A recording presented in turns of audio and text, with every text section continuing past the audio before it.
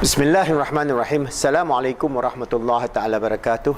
Alhamdulillah Rabbil Alamin. Wassalatu wassalamu ala asyrafil anbiya'i wal mursalin wa ala alihi wa sahbihi ajma'in. Alhamdulillah. In the previous video, I've explained to you about the contemporary understanding of meditation vis-a-vis Islam. Because now in the new age, you have all kind of people talking about meditation without religion, without spirituality, which is not possible, as I mentioned in my earlier video, which you can refer. So from the Islamic perspective, our meditation consists of contemplation, that means reflection on creation, all the creation of Allah that Allah has created us, understanding and reflection on the attributes of Allah subhanahu wa ta'ala, and this inner dialogue, ISDT, which I'm going to give you as a toolkit later on how to use ISDT, how to use your inner qalb, your roh and your akal to develop an inner contemplation as a toolkit. But today I'm going to give you a conceptual approach. And then we have within Islam invocation in terms of our zikrullah, our dua, our tasbih, takbir, tasmid, our prayers of the heart, and requests of the grace and help from Allah subhanahu wa ta'ala, and so on. So this was your previous video. Today I'm going to give you this understanding. When you talk about contemplation of the creation, reflection of the creation, how are we going to do it? We can contemplate in the old days when the Muslim contemplators, they will look at the sunset, or they look at the sunrise, or they look at the ants. For example, Imam Ali, the Caliph of Allah, at that time, he studied the ants, and he studied the ants, how the ants build their nest and how they work together in their life, and he was so in depth that he understood the whole society, a civilization of ants. All right, so that his contemplation. From there, then he praises Allah subhanahu wa ta'ala who have created these ants and how they live as a harmonious society within the nest and within their ant environment. So the same thing when we are talking about contemplation. For example, today we are in a contemporary world, in the 21st century. How are you going to contemplate we are all connected? How are we connected to Allah? For example, we have me here. We are here. All right? Then we have our family, our we here. This is me, then we have our we here. All right?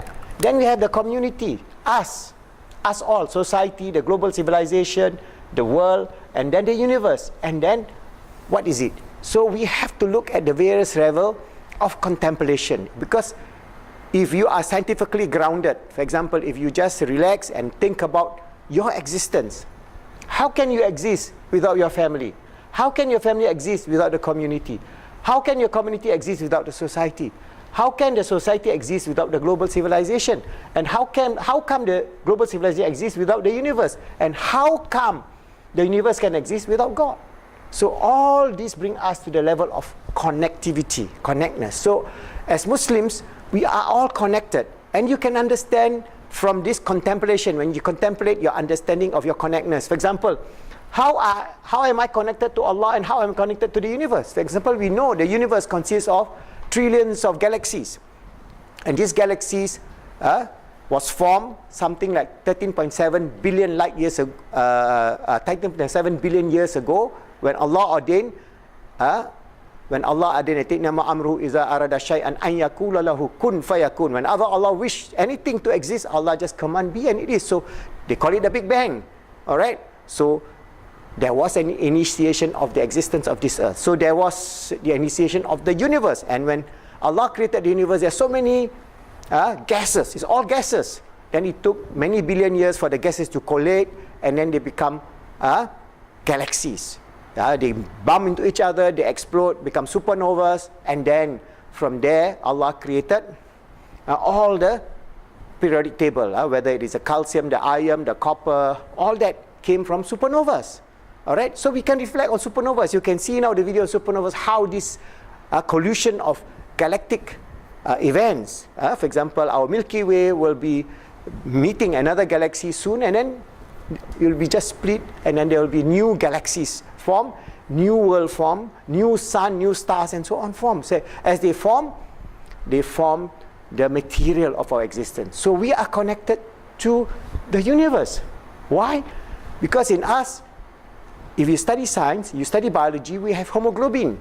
Hemoglobin, our blood is hemoglobin. It oxygenates all our cell. Without hemoglobin, we cannot exist. But our hemoglobin, the key mineral or the key metal is iron, Fe. This organic iron is in the hemoglobin. So where does this iron come in me? It comes from the universe, the explosion of the supernovas. All right? And all the things that we see today. And we talk about the world. The world was empty. This earth was empty. Allah created this earth, and then Allah command at a certain point, sometime 3 billion years ago, Allah command a cyanobacteria, C-Y-N-O, cyanobacteria. It's a bacteria. It's just, it doesn't come from thin air, it came from somewhere. So Allah command kun, and the cyanobacteria came into being. So the cyanobacteria, what's its job? At that time, the atmosphere were all nitrogen and carbon dioxide. And oxygen is only 0.5%. So we can't live, we can't breathe, we're going to die. So Allah will that is going to be a Khalifa of Allah on this earth. So what does He do? He created this cyanobacteria. This cyanobacteria then absorb carbon dioxide and convert to what? Oxygen through photosynthesis. And then Allah created the plant species and the animals and so on. And you can understand, all preparing for what? Preparing for the emergence of the Khalifa of Allah on this earth who have consciousness. This is what the whole purpose of being. Allah created, it is for a specific purpose. Because Allah created the heavens and the earth, and Allah tells us in the Quran, which I have read many times before, that He has created this for a purpose and meaning. So if you are a biologist, you study the understanding of your cell, where your cell come from, what was the role of the cyanobacteria that created the proliferation of life on this earth, and then from then on the existence of the birds, the bees, the trees, and from then on the existence of human being to be selected as the Caliph of Allah on this earth. So from there, when we contemplate, we are connected. Me is connected to we. We are connected to all of us, the society, the global, the universe, God. And because we are all connected, we must ask this question: why did God created us? Why did Allah created the cyanobacteria? Why did Allah created the universe? Why did Allah causes the galaxies to bump into each other and create gases and metals and all the whole range of the periodic tables, whether the iron or the minerals that we see on this earth? And we are a stardust. We came, that's why Allah tells us in the Quran, we created us from clay.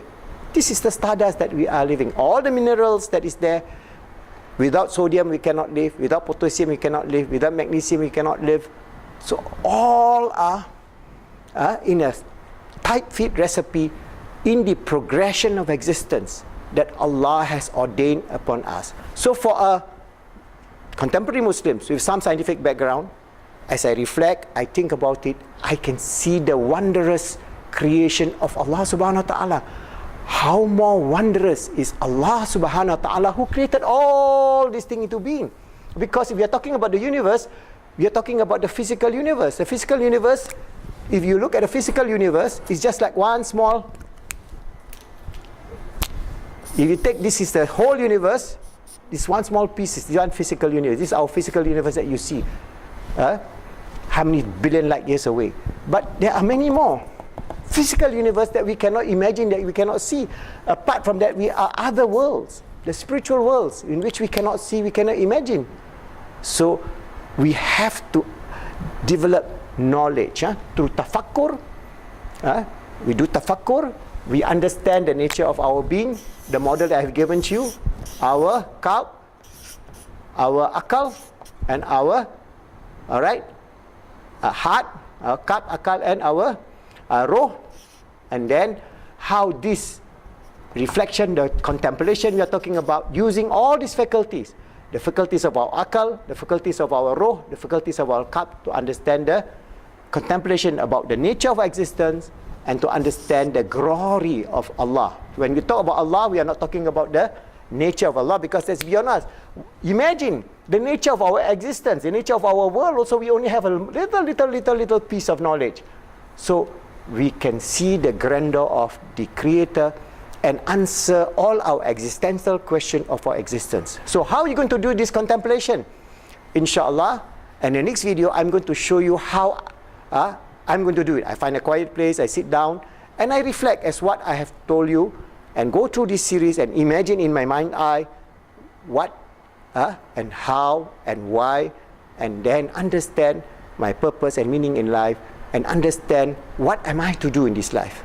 And once I realize it, that becomes my vision in life, and inshallah from there we develop the whole understanding that we are created for a purpose and meaning, as mentioned in our book, Positive Islamic Psychology. Alright, there's one chapter on being the Caliph of Allah.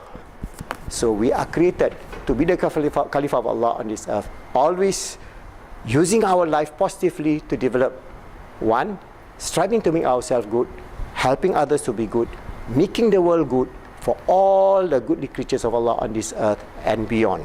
So when we can understand that, our life will be so beautiful, filled with meaning, purpose, filled with peace, tranquility, happiness, joy, all the gifts that Allah has ordained upon for those who are believers, who accept Him as their Lord, and who then portray this whole good life on this earth before we return to Allah in the realm beyond this physical earth.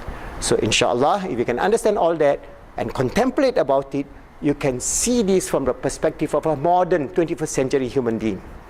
Our forefathers do not need all those additional information, but because we are given the scientific information, we can realize the glory of Allah at a much deeper level in the 21st century to bring us towards the achievement of a wonderful life for ourselves, for our family, for our community, for the society, for the global society, for the world, under the grace, the mercy, and the love of Allah subhanahu wa ta'ala, inshallah.